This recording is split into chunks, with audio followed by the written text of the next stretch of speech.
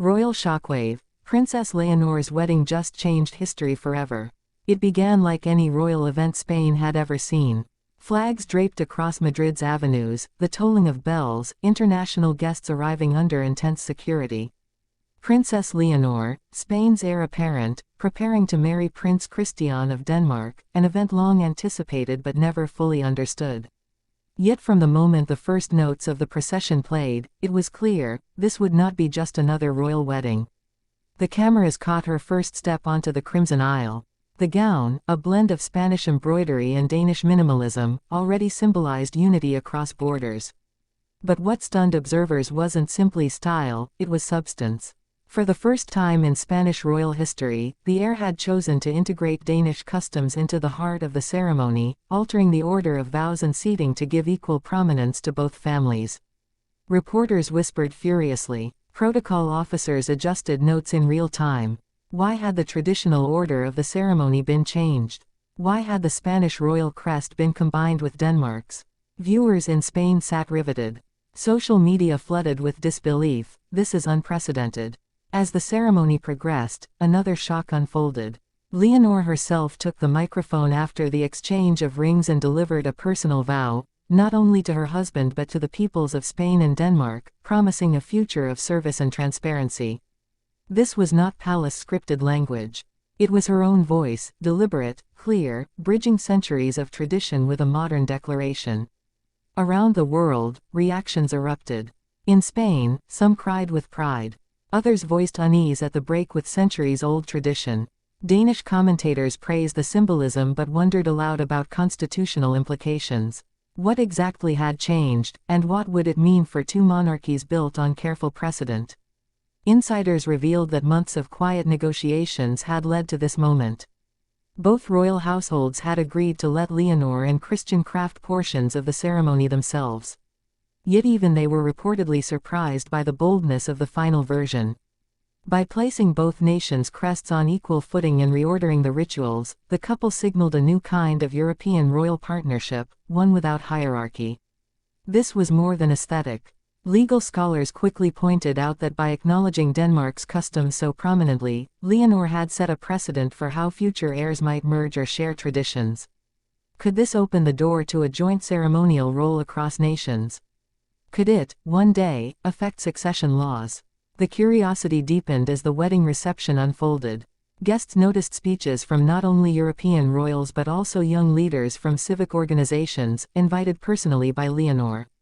The menu, too, blended cultures: Spanish olive oil with Danish rye bread, Andalusian gazpacho alongside Nordic seafood. Every detail whispered, this is no longer about two people, it's about two societies leaning toward each other. Even the music told a story. A Spanish guitar accompanied by a Danish choir as Leonor and Christian shared their first dance. The symbolism was so rich that cultural historians began compiling notes even before the reception ended. Yet the boldest moment came near the end of the evening. In a brief address broadcast live, Leonor announced her intention to continue active military training and public service, even as a married woman, a move unheard of for a Spanish heir. Applause swept the hall, but so did a ripple of shock. Was this the beginning of a co-reigning model? By the next morning, headlines screamed across Europe, Leonor's wedding rewrites royal rules. From heir to history maker. In cafes across Madrid and Copenhagen, people debated, was this simply symbolic, or was it the dawn of a new, integrated royal future? Every question answered seemed to spark another. If Leonor could alter the wedding protocol, what else could she alter? Would her children, if any, hold dual titles? Could this signal an eventual realignment of European monarchies? Backstage accounts added further texture. Staff members spoke of Leonor's calm insistence on authenticity, her personal involvement in seating arrangements, her decision to have a children's choir from both countries sing during the recessional. It painted a picture of a young woman not content to be a passive figurehead. Observers drew parallels to past transformative royals, queens and kings who shifted the trajectory of their nations with single acts of courage. Some likened the wedding to a constitutional moment, not just a romantic one. Even in the days after, the effects continued. Polls showed a surge of support among younger Spaniards for the monarchy, tempered by skepticism from older generations.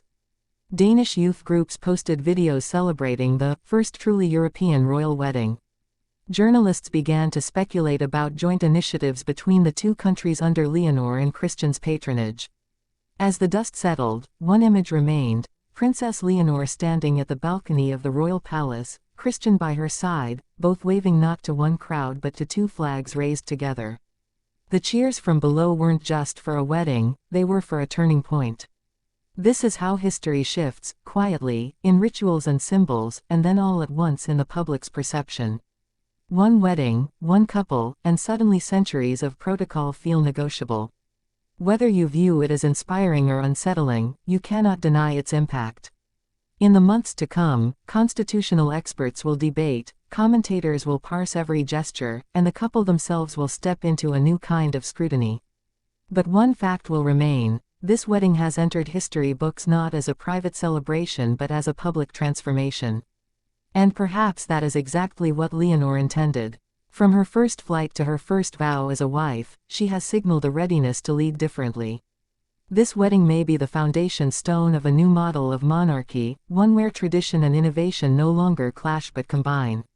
As the evening's final fireworks faded over Madrid and Copenhagen alike, the world exhaled, aware it had just witnessed more than a spectacle. It had witnessed the beginning of something uncharted. Stay with this story. Each development, each speech, each policy, each public act, will reveal what truly changed on that wedding day.